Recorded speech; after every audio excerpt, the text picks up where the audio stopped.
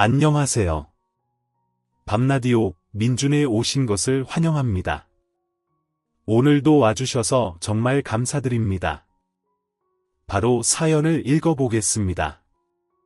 여러분은 살면서 어떤 콤플렉스를 안고 살아가시나요? 눈길을 끌지 못하는 외모, 남들과 잘 어울리지 못하는 성격, 누가 알까 두려운 집안 배경 등 누구나 하나쯤은 콤플렉스를 안고 살아갈 거예요.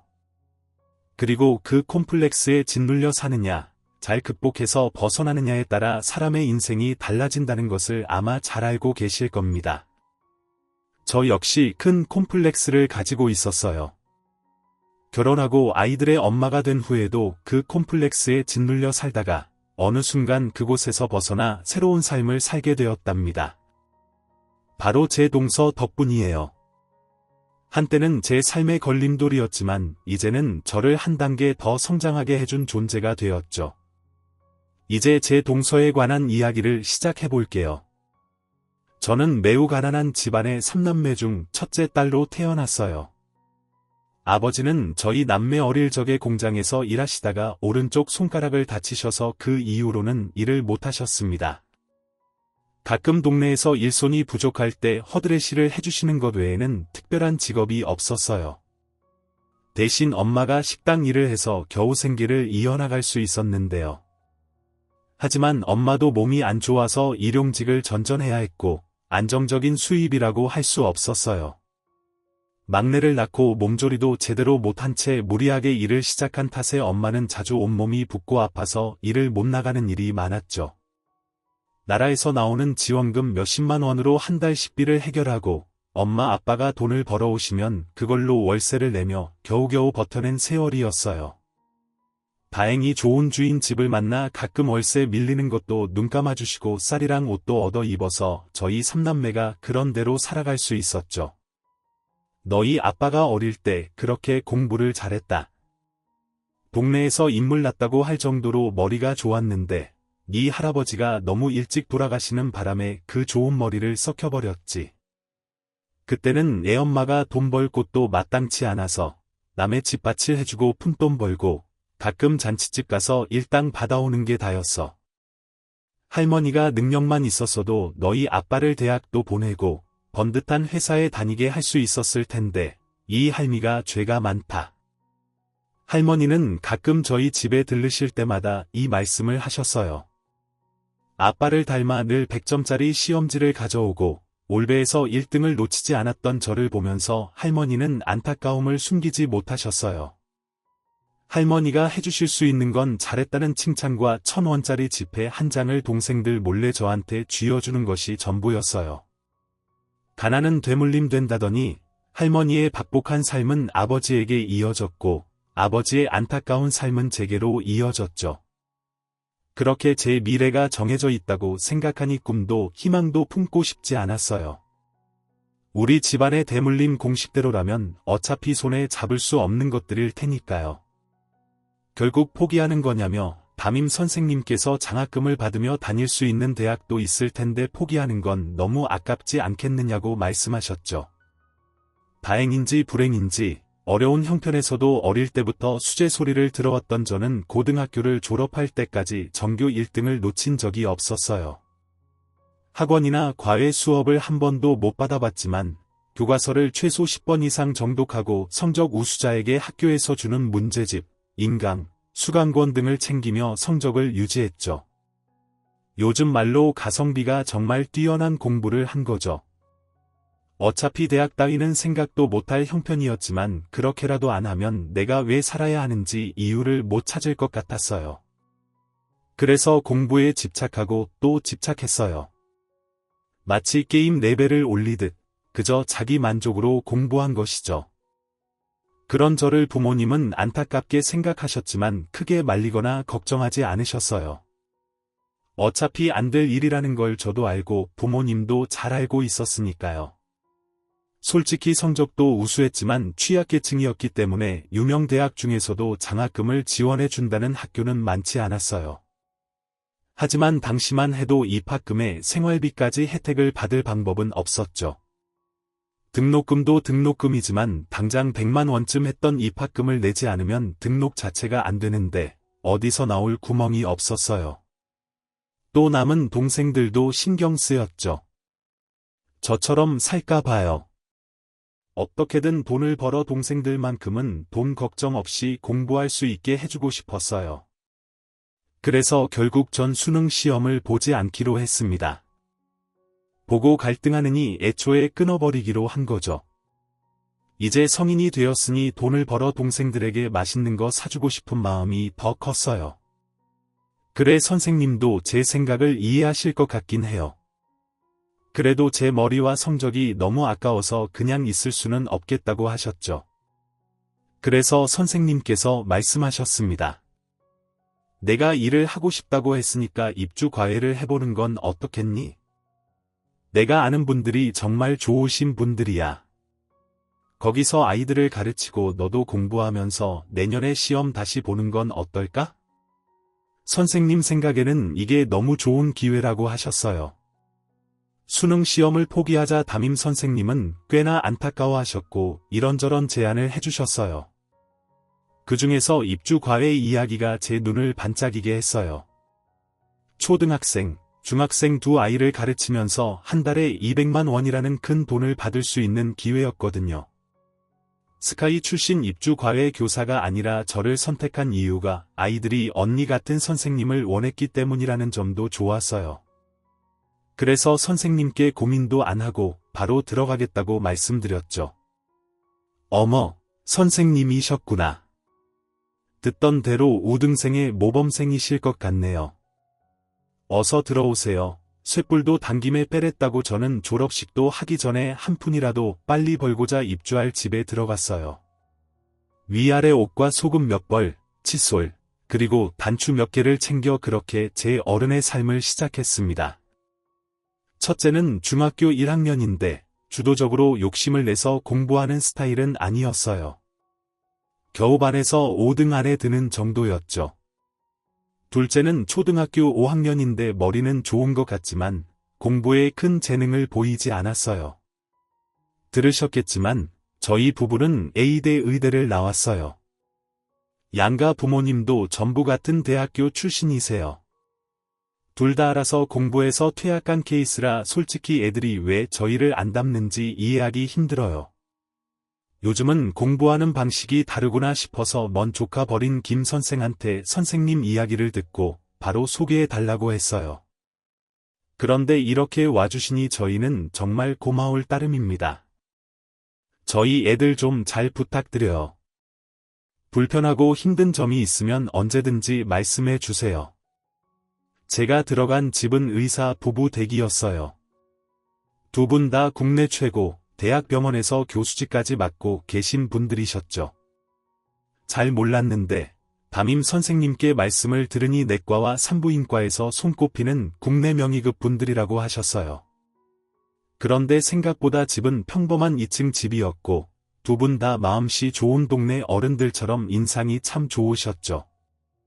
아이들도 부모님을 닮아 나이에 비해 순수하고 예쁜 아이들이었어요. 살갑고 정이 많아 금세 언니 하며 따랐죠. 그나마 둘째가 고집이 좀 셌지만 요즘 거친 아이들에 비하면 귀여운 수준이었어요. 드라마에서나 보던 단란한 가족의 모습을 보며 저는 알 수 없는 안정감에 저도 모르게 빨려 들어가고 있었어요. 아주머니, 제 사정 잘 봐주셔서 감사해요. 아이들하고 잘 지내보겠습니다. 큰딸이라 생각하시고 편하게 말씀해 주세요. 그렇게 의사 부부 댁에서의 저의 삶이 시작됐어요. 아이들과 저는 2층에서 지내고 주인 부부는 아래층에서 생활하셨는데 워낙 일이 바쁘시다 보니 저희끼리 집에서 지내는 시간이 많았죠. 저는 빡빡한 학습 방식이 체질적으로 잘 맞지 않는 두 아이를 위해 저만의 자기주도 학습 방법을 전수해줬어요.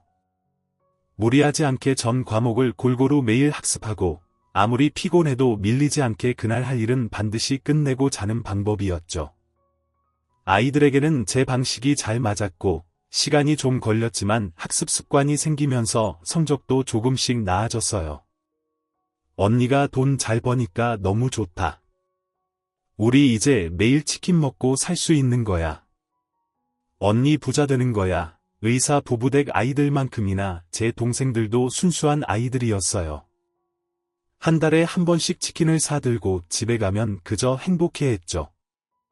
저도 그런 동생들을 보고 엄마 아빠에게 생활비 보태시라고 두툼한 봉투를 드리는 순간이 너무 행복했어요. 첫 봉투를 드리던 날 엄마 아빠는 뜨거운 눈물을 흘리며 말을 잇지 못하셨죠. 그 모습을 보며 저도 속으로 눈물을 흘렸습니다. 이젠 엄마 아빠가 무리해서 돈을 벌지 않아도 될 만큼은 됐으니 제가 저희 가족의 생계를 책임지게 된 셈이었죠. 집에 잘 다녀왔어. 부모님이 얼마나 좋아하셨을까? 내가 다 눈물이 나려 그런다. 어느새 저를 편하게 대하기 시작하신 주인 네 분은 제가 처음 집에 다녀온 날 저보다 더 기뻐해 주셨어요. 특히 안주인인 교수님은 눈물까지 흘리며 저를 대견하게 바라봐 주셨죠. 언니, 공부도 잘하고 있지? 내가 잘 돼야 그게 진짜 효도야. 우리 애들 잘 봐주는 거 고맙지만 내 인생도 놓치면 안 돼, 알았지? 바깥 어른인 교수님도 저를 진심으로 자식처럼 아껴주시며 잘 되기를 바래주셨습니다. 다른 건 몰라도 제가 인복은 정말 많구나 생각했죠. 그리고 또 한 번 그 인복을 느낀 일이 얼마 후 벌어졌습니다. 마트. 지난번에 동창들 만나다가 내 소식 듣고 번호 물어봤었어. 그나저나 지금 통화하는 거 괜찮아? 모르는 번호가 뜨길래 얼떨떨해 전화를 받았는데 아는 목소리가 들려왔어요. 목소리의 주인공은 고등학교 동창으로 친구들 사이에서 남자 1등으로 불리던 친구였어요. 2학년에 같은 반에서 1, 2등을 했고 학급 회장, 부회장을 맡았었기에 그 친구에 대해서는 잘 알고 있었어요. 성적도 성격도 비슷해서 잘 지냈었는데 졸업식에도 가지 않고 자격지심의 동창들하고는 아무하고도 연락하지 않고 지내다가 갑자기 생각지도 못한 친구가 연락을 해온 것이었죠. 혹시 너 쉬는 날이 언제야? 내일 우리 한번 볼래? 내가 맛있는 거 사줄게. 쉬는 날이 얼마 남지 않았기도 했고 애써 잊고 살았던 친구라는 존재에 대한 그리움이 밀려오기도 해서 저도 모르게 그러자고 했어요. 전화를 끊고 나니 심장이 쿵쿵거리고 얼굴이 발갛게 달아오르기 시작하더라고요. 그리고 다가온 쉬는 날, 집에 들러 봉투를 전해드리고 일이 있다며 서둘러 집을 나왔어요.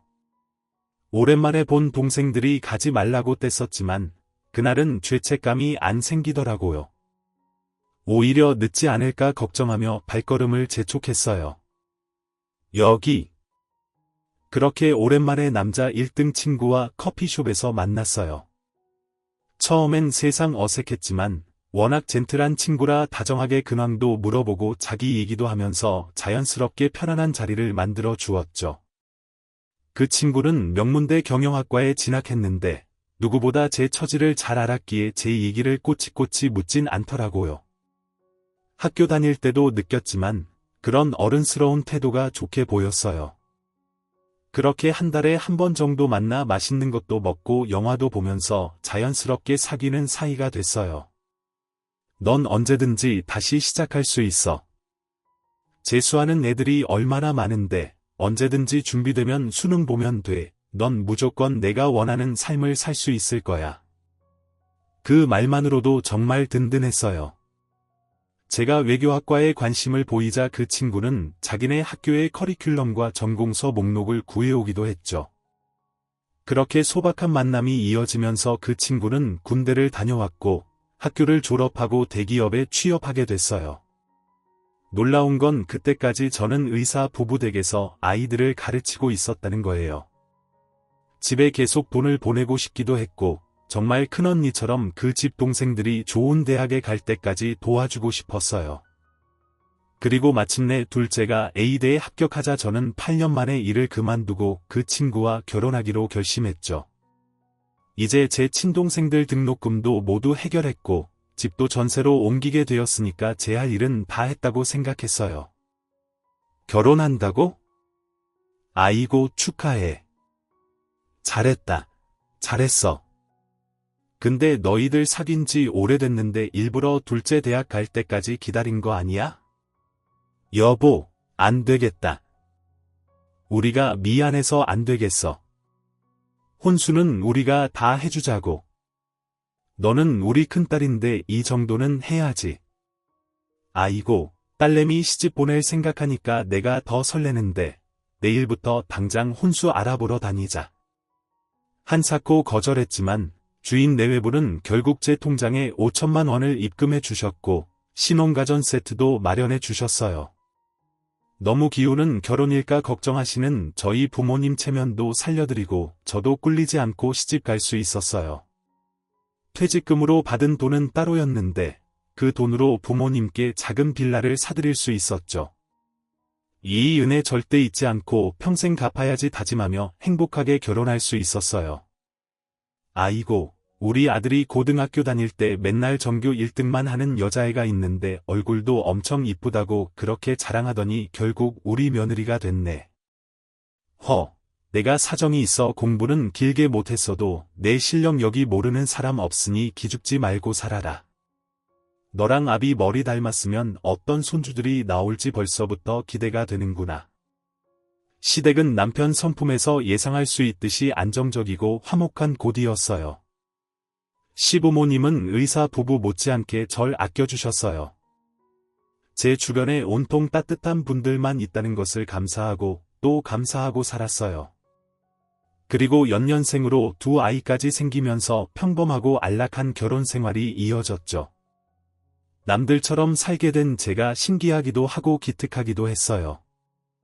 남편이 번 돈으로만 생활하는 게 너무 미안해서 아이들을 어느 정도 키우고 난 후에는 방송통신대학 공부를 해서 일자리를 구해볼까 하는 꿈도 꾸게 되었죠. 내 일이 있다는 건, 내 일을 꿈꿀 수 있다는 건 너무 행복한 일이라는 걸 하루하루 깨달으면서 살고 있었답니다. 하지만 그 행복은 오래가지 않았어요. 너 동서 생기나 보다. 얼마 안 만났는데 애들이 바로 결혼을 하겠다네. 손아래 동서 생기니 좋지? 동서가 저희 식구가 됐는데 저랑 잘 맞지 않았어요. 아니, 하나부터 열까지 전혀 다른 사람이라고 하는 게 더 정확했죠. 동서는 아버지가 대학 교수이시고 어머니가 심리학 박사로 상담센터를 운영하시는 집에서 무남동녀로 자랐어요. 어릴 적부터 대치동에서 비밀팀 수업에 쪽집게 과외까지 받으며 결국 의대에 들어갈 수 있었죠. 그리고 졸업 후 부모의 도움으로 동네의 작은 피부과를 개원해 운영 중이었어요. 남편 말로는 전문에 안 따고 전공의 수료만 해서 의원 개업한 것 같다고 했어요. 아무튼 자세한 내막은 잘 몰랐지만 금수저 출신 의사 동서의 존재가 저를 불편하게 하는 건 사실이었어요. 아무리 쿨한 척해도 제 안에는 늘 가난과 학력에 대한 컴플렉스가 남아 있었으니까요. 아니나 다를까 동서는 얼마 지나지 않아 그런 저의 치부를 눈치채버리고 말았죠. 어머 형님 학교 다닐 때 공부 엄청 잘하셨다면서요? 저도 그 학교 아는데 거기 1등이면 서울대는 따놓은 당상 아니었어요. 아쉬우시겠다. 장학금 이외에 다른 방법이 있었을 텐데 어떻게 잘 안 되셨나 봐요. 동서는 못된 버릇을 가지고 있었는데 살가운 척하면서 먼저 다가가 상대를 파악한 뒤 자기보다 약자라고 판단되면 그 순간 날카로운 이를 드러냈어요. 처음에는 안 그러더니 제가 고졸이라는 것을 알고부터는 사람이 변하기 시작하더라고요. 먹잇감으로 점 찍은 듯 저와 둘이 있을 때만 날카로운 이를 드러냈죠. 식구들 다 있을 때는 밝고 상냥한 척 굴다가 부엌에 둘이 있을 때는 본색을 드러냈으니 저만 속이 탈 노릇이었어요. 형님 여기요. 한 번은 갑자기 친하게 지내자며 저랑 따로 만나 술 한잔 하고 싶다고 하더라고요. 저도 결혼 전에 그러면 좋을 것 같아 약속을 잡고 가벼운 마음으로 나갔죠. 그런데 그곳에는 동서 하나만 있는 게 아니었어요. 얘들아 우리 형님이야. 미인이시지. 자 인사해. 형님 제 의대 동기들이에요. 오늘 동문회가 있었는데 제가 형님 보여드린다고 이렇게 끌고 왔어요. 괜찮으시죠? 괜찮지 않지만 어쩔 수 없이 괜찮다고 했어요. 친해지자고 하더니 대체 꿍꿍이가 무엇인지 동서가 의심스러웠기 때문이죠. 태어나서 처음 의사 10여 명에 둘러싸여 있는 경험이 썩 즐겁지는 않았어요. 의학 용어와 전문 지식이 난무하는 자리에 제가 끼어들 틈은 없었으니까요. 처음엔 그런대로 어색하게 있었지만 시간이 지날수록 낙동강 오리알처럼 입 다물고 앉아만 있는 제 신세가 처량해서 자리에서 일어났어요. 동서 나는 그만 가봐야겠다. 애들을 친정에 맡기고 와서 지금 일어나야 될 것 같아. 다들 반가웠어요. 그럼 결혼식 때 또 봬요. 어머 형님 저희 얘기 불편하셨나 봐요. 어떡해요 제가 생각이 너무 짧았어요. 워낙 저희들은 커뮤니티가 뻔해서 형님 같은 분을 만날 기회가 없거든요. 그래서 형님이 한마디도 못 알아들으실 거라는 생각을 못하고 습관처럼 그만 일 얘기를 너무 했어요. 죄송해요. 아니야 그럴 수도 있지. 암튼 난 갈게 다음에 보자. 술 기운이 돌아서 그런지 부쩍 혀가 짧아진 동서를 두고 저는 서둘러 자리를 떠나려고 했어요. 그런데 그 순간 그렇게 피하고 싶었던 것이 결국 제 눈앞에서 터져버리고 말았죠. 형님 같은 분 왜 너희 형님 혹시 문과셔 아님 미대음대 출신인가 형님 저 친구들이 형님 전공이 뭐냐고 자꾸 묻는데 어떻게 할까요? 제가 말할까요? 뭔데 뭐 엄청 대단한 거 전공하신 거야? 그거구나 로스쿨 아니면 MBA 모두 저만 바라보았고 동서 역시 취한 척 웃으면서 아무렇지도 않게 저를 보고 있었어요. 제가 그곳을 빠져나올 수 있는 길은 사실을 말하는 것뿐이라는 걸 깨닫는 데는 오랜 시간이 걸리지 않았죠. 아니요. 저 대학 못 나왔어요. 그럼 저 먼저 일어나겠습니다. 예상했던 대로 분위기는 사해졌고 그런 사람들을 등 뒤에 두고 한참을 걸어나가야 하는 제 자신이 너무 초라하게 느껴졌어요. 멀리서 야 요새 대학 안 나온 사람도 있어 문화재는 문화재라고 하는 소리도 들리더군요. 쥐구멍이 있다면 그곳에 숨고 싶었어요. 할 수만 있다면 그 사람들이 올 동생의 결혼식에도 가고 싶지 않았어요. 하지만 안타깝게도 저는 시동생의 결혼식에 참석해야 했고 그때 만났던 동서의 의대 동기들이 모두 와 제게 인사했어요. 수치심이 느껴졌지만 억지로 참아내면서 겨우 식을 마칠 수 있었죠. 그리고 이제 완전히 저희 식구가 된 동서는 틈틈이 비슷한 상황을 만들어 더 악랄하게 저를 괴롭혔어요. 형님 이거요 세미나 갔다 오면서 형님 생각나서 골라봤어요. 형님한테 잘 보이려고요. 하루는 영국에 세미나를 갔다 오면서 저에게만 선물을 사왔는데 클래식한 찻잔이었어요. 선물 상자에는 편지도 들어있었죠. 어머 얘 안희동서가 편지까지 썼나 보다. 아이고 형님 생각은 동서가 다 안다더니 보기 참 좋구나. 형님 비행기 안에서 제가 직접 쓴 거예요. 한번 읽어보세요. 그래 뭐라고 썼는지 궁금하네. 한번 읽어봐라. 불안한 예감이 엄습해왔지만 분위기를 망칠 수 없어 편지를 열어봤어요. 그런데 필기체로 쓴 영문 편지더라고요.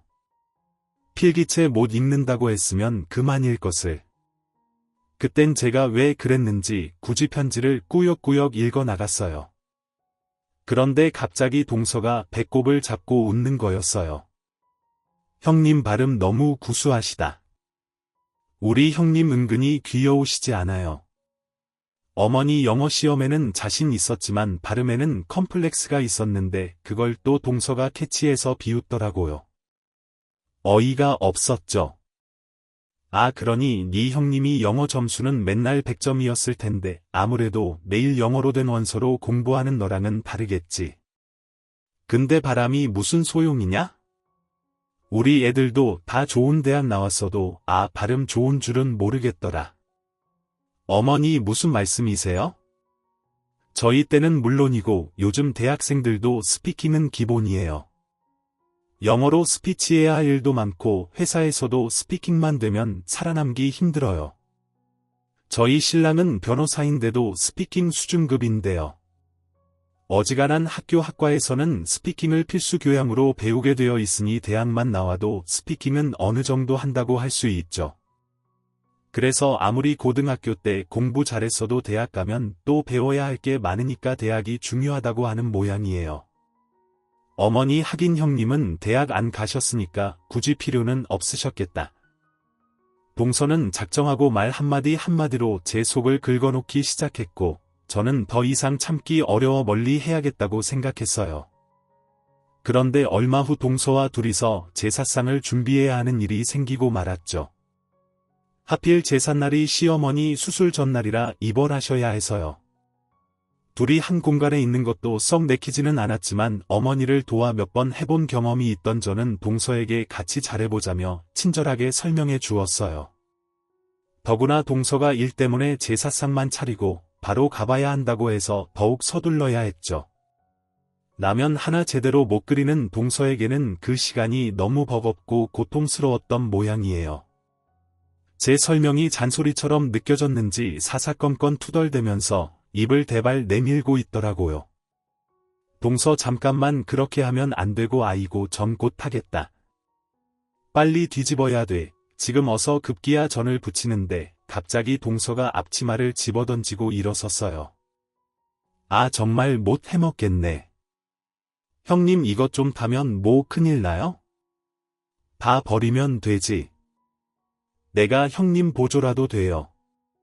왜 자꾸 지적질이세요? 돈 주고 아줌마 부르지 이게 뭐 대단한 일이라고 생색은 막말로 대학 졸업장도 없는 분이 뭘 그렇게 잘한다고 저한테 이러세요? 뭐라고 지금 뭐라고 그랬어? 다시 말해봐. 다 알 것 같아서 말해준 건데 그게 그렇게 안 있고이야. 그리고 내가 손이 동서인데 말이 왜 그래? 그동안 많이 참았는데 동서 뚝하면 대학 졸업장 얘기하면서 나 무시하는 거 그거 대체 왜 그러는 거야? 나한테 무슨 감정 있어? 그게 동서랑 무슨 상관이라고 그렇게 신경을 쓰는 건데 처음으로 동서에게 화를 냈어요. 지렁이도 꿈틀댄다는 걸 보여주고 싶었고 그렇게라면 동서도 뜨끔하겠지 하는 마음에서요. 하지만 동서는 만만한 사람이 아니었고 상황은 막장으로 치닫게 됐어요. 내 부엌일 좀 한다고 어지간히 주름 잡내 이까짓게 모아 정말 짜증나 저런 사람한테 이런 꼴이나 당하고 나도 참 동서는 역대급 막말을 실현하고 나가버렸죠. 저는 서러운 마음에 왈칵 눈물이 쏟아졌지만 도와줄 사람도 없고 제사를 미룰 순 없기에 혼자서 허리 한번 못 펴고 음식을 준비해 무사히 제사를 치렀죠. 그리고 다음날 어머니 수술을 앞두고 온 식구가 아침 일찍부터 병원에 집 앞에여요. 아 그래 너희 둘이서 제사상 차리느라 수고 많았다. 힘들었지 둘째가 처음 해봐서 많이 고생됐겠다.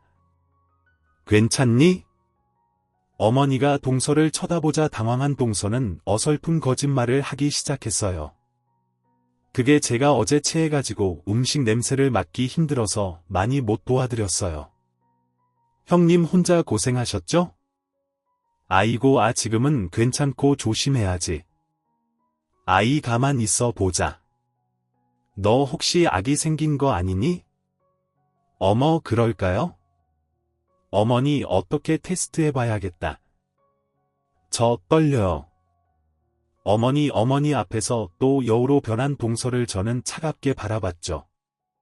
달라진 저의 눈빛에 동서도 당황한 듯했지만 의사와 고절을 신분처럼 들먹거리며 끝까지 사과도 안 하고 적반하장으로 나오는 동서에게 더 이상 자비를 베풀고 싶진 않았어요. 그리고 얼마 뒤 의사 부부께서 오랜만에 연락을 주셨어요. 결혼 후에도 가족처럼 왕래하고 지냈었는데 몇 년 전부터 의사 부부와 아이들이 유학과 안식년 등으로 해외에 있던 터라 못 만나고 있었거든요. 정말 오랜만에 온 가족이 한국에 들어왔다는 연락을 받은 거였어요.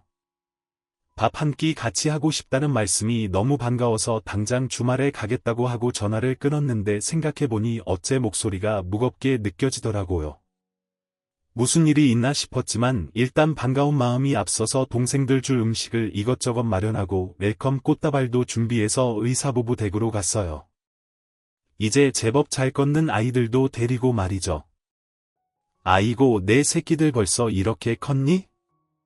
아이고 이뻐라 어디 한번 안아보자. 아이들을 보자. 온 식구들이 나와 제 아기 보느라 정신이 없었어요. 특히 의사 부부 두 분이 진짜 손주 보듯이 눈에서 꿀이 뚝뚝 떨어지셨죠. 부모님을 따라 의대를 갔다가 갑자기 유학을 가게 됐던 첫째를 보니 그리움과 반가움 그리고 자랑스러운 감정이 밀려와 저도 모르게 와라 껴안게 되더라고요. 아이고 우리 찔찔이 이제 다 컸네. 이렇게 보니까 제법 인사 같은데 공부는 잘하고 있지? 안 힘들어 근데 동생은 걔도 잘하고 있지. 별거 아닌 인사인데 온 식구들이 말을 잇지 못하더라고요. 뭔가 불길한 예감이 밀려왔는데 그때 둘째가 2층에서 갑자기 내려왔어요. 언니 하면서 쿵쾅쿵쾅 달려와 저한테 안기더라고요. 그런데 제가 잘 있었냐고. 근데 왜 이렇게 살이 쪘냐고 어디 아프냐고 묻는데도 애가 대답은 않고 아기처럼 저한테 달라붙어서 결국 저를 넘어뜨리고 말았어요. 그제야 저를 일으켜 주시면서 의사 부부가 어렵게 입을 때 사정을 이야기해 주셨어요. 사실 걔가 대학 들어가고 얼마 안 돼서 교통사고를 당했었어. 근데 사고가 너무 커서 너 그때 임신했을 때는 연락 안 했었다.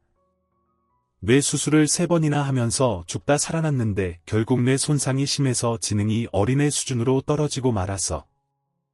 그렇게 똑똑하던 애가 지금은 이렇게 집에 있다. 우리가 얘를 한번 고쳐보려고 이 나라 저 나라 다니면서 치료도 받고 했는데 아무 소용이 없었어. 결국 우리나라에 다시 들어와서 마음을 비우고 재활치료 받고 있다. 저렇게 된 후로 아이가 널 그렇게 애타게 찾았어. 하루에도 몇 번씩 큰언니는 몇 밤 자고 와 하고 물으면서 네가 애들 봐주던 그때 기억에서 멈춘 모양이야. 그 말을 듣자 저는 그 자리에서 오열하고 말았어요. 사실 둘째가 첫째보다 머리도 좋고 똑부러진 면도 있어서 로스쿨에 보내자고 할 참이었는데 대체 이게 무슨 날벼락일까요? 한참을 충격에서 빠져나오지 못하고 있다가 어떻게 해서든 동생을 도와야겠다고 생각했어요. 제가 할 일이 없느냐고 두 분께 말씀드리니 뜻밖의 제안을 해주시더라고요. 그래서 말인데 의대 동문회 부회장 자리를 내가 맡아주면 어떻겠니? 우리 부부가 회장직을 맡고 있는데 믿고 같이 일을 해야 할 인재가 필요해서 말이야.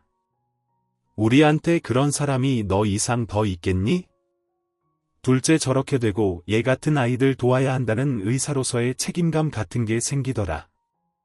그래서 장애 재활을 체계적으로 지원하는 사업을 하고 싶은데 동문회에서는 승인은 이미 떨어졌어. 성실하게 자금 관리랑 지원자 선정 같은 일을 할 실무자가 필요한데 아무리 생각해도 너만한 제목이 없어 어떻게 우리 좀 도와줄 수 있겠니? 생각지도 않은 제안에 대학도 안 나온 제가 무슨 자격으로 이걸 하냐며 처음에는 한쌓고 손사래를 치며 거절할 수밖에 없었어요. 더군다나 동서와도 관련된 일이라 껄끄러울 것 같았죠.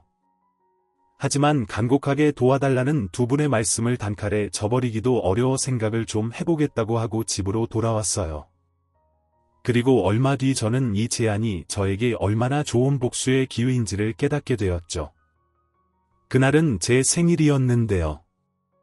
시댁 식구들과 저녁을 먹는데 동서가 특별히 케이크를 주문해서 가지고 오겠다고 하더니 신이 나서 케이크 상자를 들고 오더라고요. 웬일인가 싶었는데 아니나 다를까 상자에서 꺼낸 케이크는 대학 졸업장 모양의 케이크였어요. 형님이 제일 갖고 싶어 하실 게 뭐가 있을까? 제가 정말 열심히 생각해 봤는데요. 대학 졸업생일 것 같더라고요. 그래서 특별히 제작 주문했어요. 어떠세요?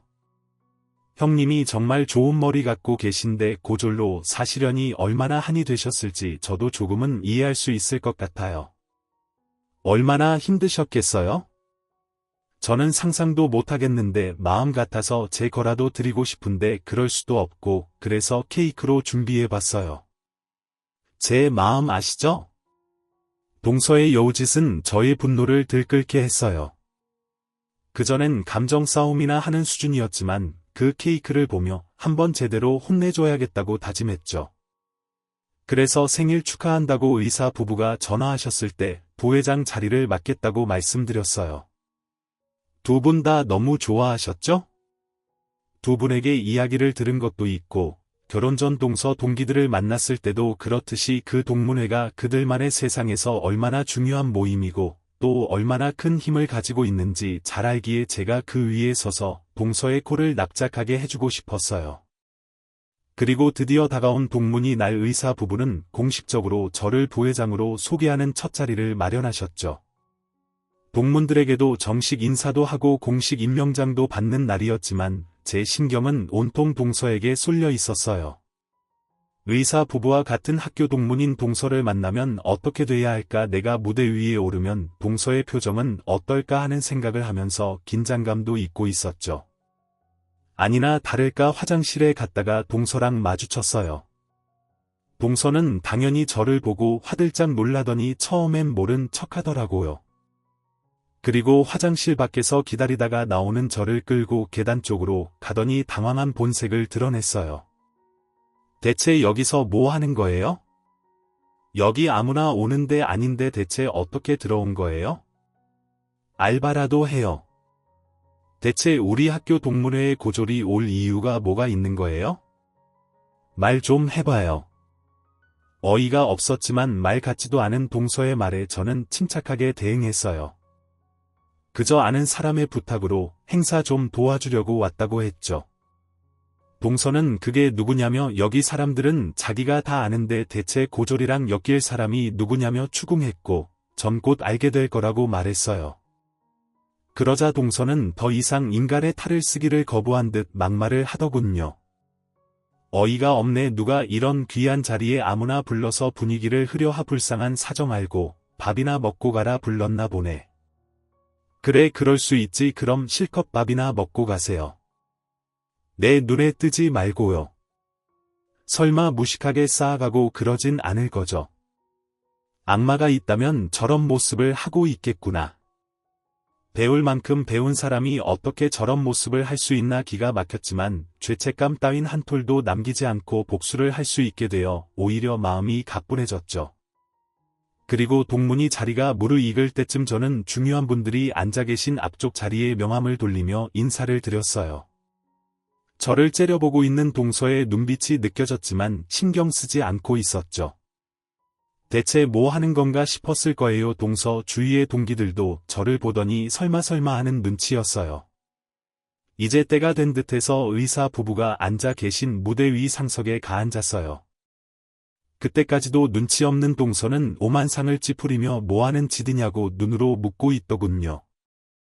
저는 일부러 그런 동서의 눈을 바라보며 환한 미소까지 지어 보였어요. 그리고 쇼타임이 시작됐어요. 동문회 여러분, 제가 아끼고 아꼈던 믿음직한 인재가 있는데 꼭 부회장 자리에 앉혀서 우리 모임이 더 가치 있게 나아갈 수 있도록 해보겠다고 말씀드렸죠. 바로 그 인재가 드디어 제 제안을 수락했습니다. 저한테는 큰딸이나 다름없는 아이입니다. 신임 부회장을 소개합니다. 자리에서 일어나 마이크가 있는 단상으로 가면서 동서의 표정을 놓치고 싶지 않아 계속 쳐다봤어요. 멀리서 봐도 동서의 얼굴이 시퍼래지고 동공 지진이 일고 있다는 걸 알 수 있었어요. 놀라게 하는 건 이제 된 것 같고 제대로 심장 떨리게 해줄 차례였습니다. 회장님이 절 큰딸이라고 소개해 주셨는데요. 사실 저는 회장님의 딸이 되기에는 너무나 부족한 사람입니다. 왜냐하면 저는 고졸이거든요. 이곳에 모인 분들 중에 유일하게 대학 문턱도 밟아보지 못한 사람입니다. 그럼에도 불구하고 저를 이 자리에 임명해 주신 것은 제가 가진 탁월한 조건 때문일 겁니다. 그 누구보다 가난했고 그래서 희망을 가질 수 없는 삶을 살았기에 저와 같은 분들을 살뜰하게 지원할 수 있을 거라고 생각하셨을 거예요. 아픈데 돈이 없어 아프단 말도 할 수 없는 사람들, 그래서 남들에게 흔한 일상조차 사친 사람들을 너무나 잘 알고 있습니다. 그분들을 돕고 희망을 선물하는 일을 할 수 있게 해주셔서 영광입니다. 저라는 존재 자체가 그분들이 힘겨운 재활을 이겨낼 수 있는 동기가 되기를 바랍니다. 깜짝 고백과 함께한 진솔한 제 연설에 객석에서는 뜨거운 박수가 쏟아졌어요. 의사 부부는 눈물까지 보이셨죠? 그리고 저는 복수의 칼날을 날카롭게 세워 다음 이야기를 이어갔어요. 사실 저는 의사에 대한 편견이 있었습니다. 이 말을 하자 객석은 순식간에 조용해졌고 모든 사람의 이목이 집중됐어요. 그리고 생일에 대학 졸업장 케이크를 선물한 의사 동서가 있다는 이야기를 꺼냈죠. 사람들이 술렁이기 시작했고 동서의 친구들이 일제히 동서를 쳐다봤죠. 행사장 내에서는 아직도 그런 의사가 있냐 제명해야 한다는 큰 소리가 나오기 시작했어요. 그때 동서 얼굴이 정말 가관이었죠. 자기를 지목할까봐 입이 바짝 마르는지 얼굴도 못 들고 애꿎은 물만 마시더라고요. 마치 다음 차례에 주사를 맞아야 하는 어린아이처럼 창백하기 짝이 없는 얼굴로 저를 바라봤어요. 네, 저도 놀랐습니다. 그전까지는 저는 의사랑 회장님들처럼 다 저렇게 훌륭하고 인품이 좋은 분들만 있는 줄 알았어요. 그런데 제 동서로 인해 이 세상에는 존경받을 수 없는 의사도 있다는 것을 알게 되었죠. 제가 부회장이 된 이상 우리 동문회에서는 그런 의사가 한 명도 없게 하겠습니다. 동문이 가치를 떨어뜨리는 의사는 과감하게 자격을 되묻겠습니다. 만약 제 노력에도 불구하고 동문회의 명예를 실추하는 행위를 지속한다면 제 아무리 동서라도 이곳에서 실명을 밝히고 각성할 수 있도록 하겠습니다. 제 19훈부터 바로잡으며 모임의 비전과 가치를 높여가고자 하는 저를 믿고 도와주시기 바랍니다. 또다시 박수가 쏟아졌고 멀리서 동서가 빠르게 행사장을 빠져나가는 모습이 보였어요.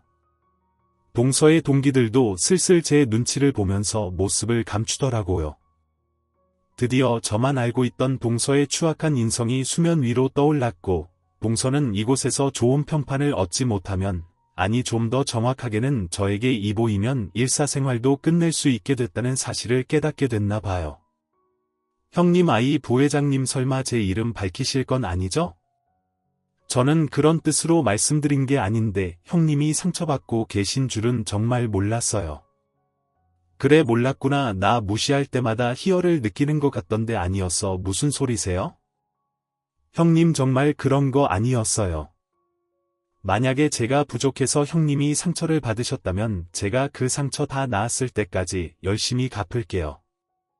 형님, 제발 노예 푸시고 제 앞길 막는 일은 말아주세요. 네, 참말이 나와서 말인데 어제 행사에서 다른 임원분들이 누군지 이름만 대면 다 아니까 자꾸만 알려달라고 하시더라고. 동서가 잘 해보겠다고 하니까 내가 지켜볼게. 근데 사람이라는 게 그렇게 쉽게 변하는 게 아닌데 잘 될지는 모르겠어. 아무튼 바쁜데 병원에나 가봐. 그러자 갑자기 동서가 안 되겠는지 무릎을 꿇고 빌기 시작했어요. 형님, 제가 죽을 죄를 지었어요. 정말 죄송해요. 머리도 안 되는데 의대 공부하느라 제가 많이 꼬였었나 봐요. 형님, 같이 타고난 분들 보면 열등감이 생겨서 형님 저 좀 너그럽게 봐주시면 안 될까요? 형님이 시키시는 대로 뭐든지 다 할게요. 그 도도한 사람이 무릎까지 꿇고 비는데 저도 똑같은 사람이 될까봐 대인배답게 함구하기로 했어요. 그 후로 동서는 저에게 찍소리도 못하고 동기들의 입을 막느라 불안한 신세가 되었죠. 물론 저는 의사 부부 회장님의 꿈을 함께 이어가며 동문회 부회장직을 지금까지 열심히 하고 있고요. 뿌린 대로 거둔다는 말의 의미를 동서가 잘 알기 바라면서 저희 긴 이야기를 마치겠습니다. 들어주셔서 감사합니다. 지금까지 커피톡이었습니다. 오늘도 끝까지 함께해 주셔서 감사하고요. 저는 다음 영상으로 또 찾아뵙겠습니다.